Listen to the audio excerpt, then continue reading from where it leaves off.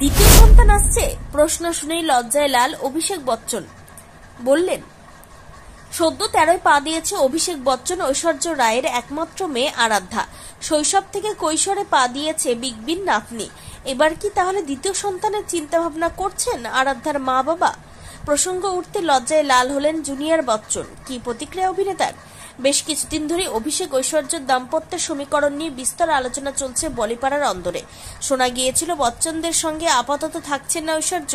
এমনকি এই খবরও রটে অভিষেক ঐশ্বর্যের নাকি বিবাহ বিচ্ছেদ হতে চলেছে। তবে সব জল্পনায় ইতিমধ্যেই রাশ টেনেছে বচ্চন পরিবার। শোনা যাচ্ছে আরাধ্যার কথা মাথায় রেখেই নাকি তারা এখনো একসঙ্গে রয়েছেন। কিন্তু বছর খানেক আগে অভিনেতা রিতেশ দেশমুখের শোয়ে গিয়ে অন্য কথা বলেছিলেন অভিষেক। রিতেশ তার শো কেস বানতা হে তে দ্বিতীয় সন্তান নিয়ে প্রশ্ন করেন অভিষেককে।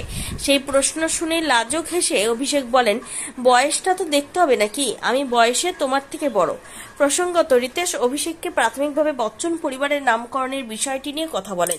জানান, আপনাদের বাড়িতে অমিতাভজি, অভিষেক, ঐশ্বর্য, আরাধ্যা সব নামই এ দিয়ে শুরু।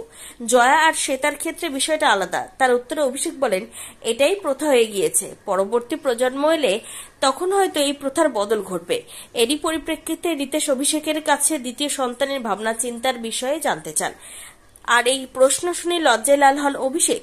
সম্প্রতি সেই পুরনো ভিডিও আবার সোশ্যাল মিডিয়ায় ভাইরাল হয়েছে এবং তা দেখে নেটিজেনরাও আবার নতুন করে অভিষেক ঐশ্বর্যকে নিয়ে আলোচনা শুরু করেছেন।